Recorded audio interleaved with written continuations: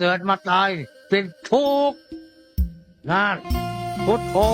พุทโธตาม เดินตามหนทางที่พระพุทธองค์วางไว้อริยมรรคทางพ้นทุกข์ไสยะที่ดังสัมมาทิฏฐิสัมมาสังกัปโปสัมมาวาจาสัมมากัมมันโตสัมมาอาชีโวสัมมาสติสัมมาสมาธิรวมลงกับศีลสมาธิปัญญาศีลสมาธิปัญญาดูที่ใดก็อยู่กับทุกคนถ้าเสกพุทโธก็จะเห็นคุณของศีลของธรรมเห็นโทษของบาปของกรรมทำบ่ดี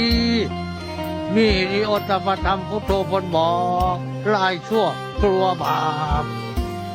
ไม่ใช่มองซ้ายมองขวามองหน้ามองหลังคนบ่เห็นบ่มีคนเห็นแต่ทำชั่ว